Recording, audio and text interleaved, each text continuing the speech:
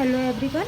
आज हम स्टार्ट करेंगे वापस से पेज नंबर 41 जो हमारा रह गया था कुछ। यहाँ अगर हमने नर्स इसमें जो है नश्य के बारे में हम लोगों ने कंप्लीट कर लिया था। अब इसके आगे जो है शस्त्र के बारे में हम लोग यहाँ से आज कंप्लीट करेंगे, ठीक है। तो सबसे पहले यहाँ जो है शस्त्रों की बात हो रही है ना। तो इसका पहले रेफरेंस लिख लीजिए। सुश्रुत सूत्र स्थान अध्याय 8, ठीक है। सुश्रुत का सूत्र स्थान अध्याय 8 में जो है वो शस्त्र के कर्म बताए गए हैं, ठीक है। तो इसमें पहले शस्त्र कितने प्रकार के बताए हैं। शस्त्र जो हैं सुश्रुत ने बताए हैं 20 प्रकार के, ठीक है। और बाघभट्ट ने बताए हैं 26 प्रकार के। 26 प्रकार के किसने बताए हैं, बाघभट्ट ने बताए हैं,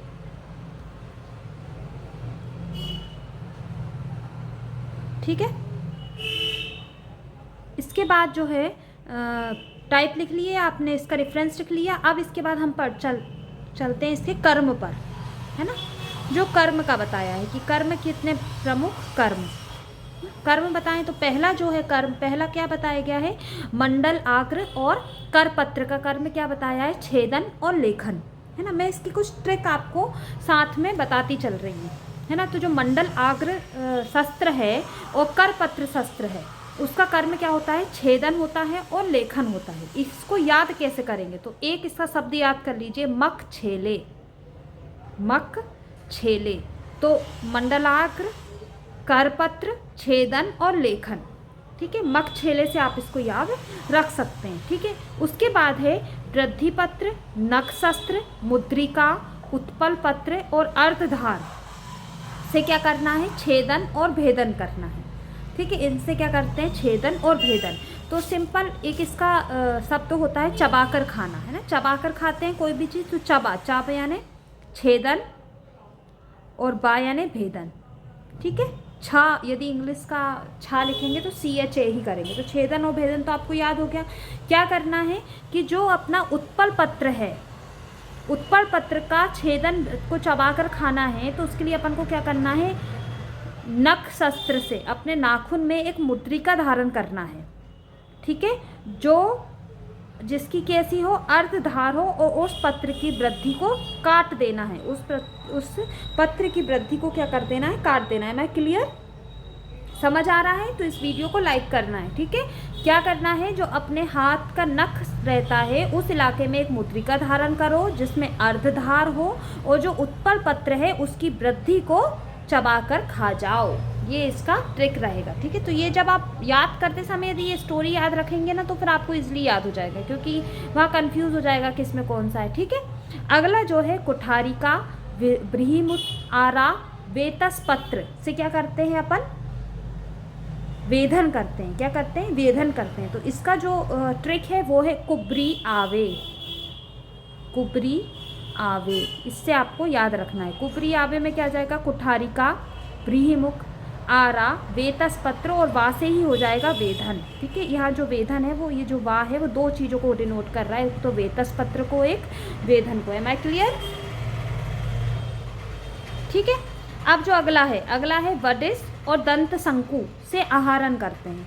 वदिस और दंत शंकु आप सिंपल है दांतों से पकड़कर खींचते हैं। तो आहारण कोई भी चीज़ का यदि अपन को खोलना है तो दांतों से खोलते हैं, तो वडिस, और बलवान व्यक्ति भी दांतों से खोलता है। तो वडिस और दंत शंकु क्या करते हैं, आहारण करते हैं। इसके बाद है एसड़ी। एसड़ी से क्या करते हैं, एसड़ी से अनुलोमन करते हैं, है ना। ये सिंपल याद रहेगा। शस्त्र सभी शस्त्रों से विस्त्रावन कर्म करते हैं, ठीक है। जितने भी बचे हुए शस्त्र हैं उन सबके विस्त्रावन कर्म करते हैं, ठीक है। मैं क्लियर। एक जो है करपत्र, जो स्पेसिफिक यूज़ होता है वो यहाँ लिख दीजिए। करपत्र जो है अस्थि भेदन में, कई बार क्वेश्चन आया है कि अस्थि भेदन में किस शस्त्र का उपयोग होता है, तो करपत्र जो है उसका उपयोग होता है अस्थि भेदन में। ये आप याद रखिएगा, ठीक है। शस्त्र के प्रमुख कर्म कितने प्रकार के होते हैं, शस्त्र तो मैंने आपको बता दिए 20, बागवत ने बताए हैं 26, है ना। अब शस्त्र कर्म यहाँ लिख लीजिए एक एक्स्ट्रा पॉइंट। शस्त्र कर्म जो हैं वो सुश्रुत ने बताए हैं 8, ठीक है। चरक ने बताए हैं 6, अष्टांग हृदय ने बताए हैं 13, और अष्टांग संग्रह ने बताए हैं 12। अष्टांग संग्रह ने कितने बताए हैं, 12, ठीक है। अब जो है ये जो कर्म है, जो अष्टविध कर्म है, उसको यदि आप किसी भी शस्त्र से करेंगे तो उसकी धार कैसी रहेगी, ये इसमें बताया गया है। तो धार कैसी रहेगी, छेदन कर्म के लिए अर्ध केश की, भेदन और विस्त्रावन के लिए केश की, लेखन के लिए अर्ध मासूरी और भेदन के लिए मासूरी। तो सिंपल इसको याद करने का तरीका क्या है, छबीले भाव, ऐसे आपको याद करना है, छबीले भाव। छबीले भाव से क्या हो जाएगा, और फिर केस की, अर्ध केस की, सॉरी अर्ध केस की, केस की, अर्ध मासूरी और मासूरी।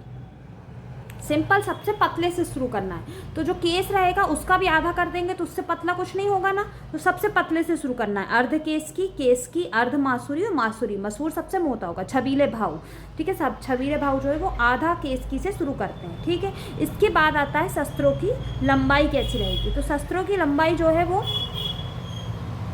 सबसे पहले जो है फलक है ना, इसमें एक और ऐड कर लीजिए, शस्त्र की जो फलक है उसकी लंबाई कैसी रहेगी।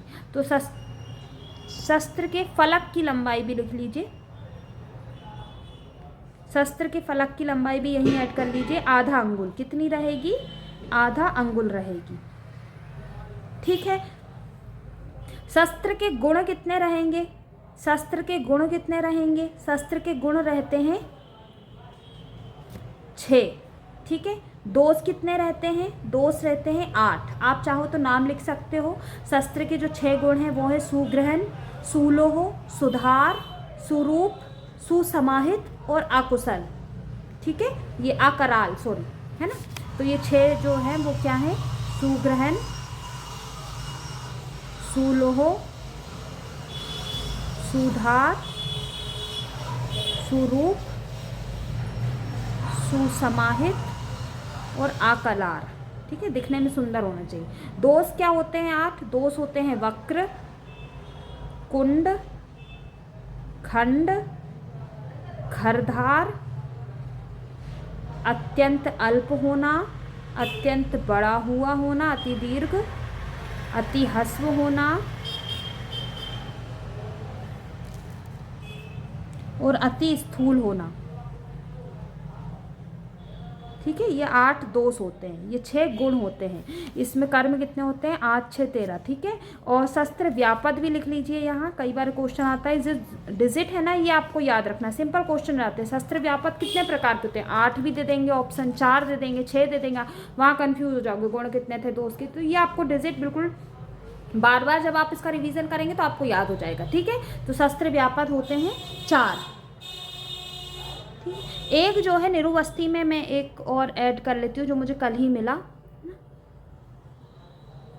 एक निरुवस्ती का जो अपन ने ऊपर है इसमें ऐड कर लीजिए। निरुवस्ती के प्रत्यागमन के बाद, ठीक है। यदि निरुवस्ती जब एक मुहूर्त बाद प्रत्यागमन हो जाती है, वापस आती है, तो वात में क्या पिलाते हैं, वातज दोषों में मांसरस पिलाना है, पित्तज में क्षीर पिलाना है और कफ दोषों में यूसपान कराना है, ठीक है। यूसपान करवाना चाहिए, ठीक है। अब इसमें जो है शस्त्र की लंबाई बताई गई है अलग अलग।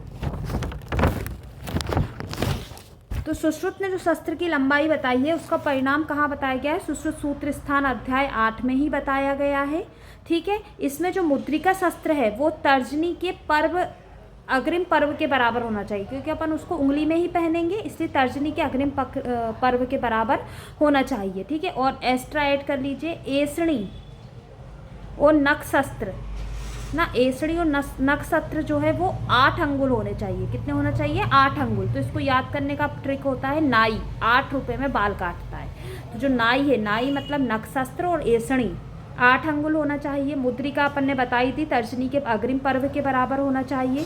शारीरिक मुख जो होता है, शरीर कितना अंगुल होता है, कम से कम 10 अंगुल का होना चाहिए, तो 10 अंगुल, ठीक है। और अन्य जितने भी शस्त्र होते हैं उनकी लंबाई 6 अंगुल होती है, उनकी लंबाई कितनी होती है, 6 अंगुल होती है, ठीक, सिंपल। एक और इसमें स्पेशल पॉइंट नोट कर लीजिए कि बाल, नख, छार और अग्नि, ये नेक्स्ट पेज पर भी आप देखेंगे, यदि पेज नंबर 42 तो उसके ऊपर ये लिखा होगा, ठीक है। बाल, नख, छार, अग्नि और उंगली, ये जो हैं ये क्या हैं, उपयंत्र भी हैं और अनुशस्त्र भी हैं। ये क्या है, उपयंत्र भी हैं और अनुशस्त्र भी हैं। तो यहाँ जो है अपना शस्त्रों के प्रमुख कर्म, उनकी धार का प्रमाण, उनकी लंबाई कितनी होनी चाहिए, ये सब कंप्लीट हो गया है। इसके आगे जो है वो हम नेक्स्ट वीडियो में कवर अप करेंगे। Thank you.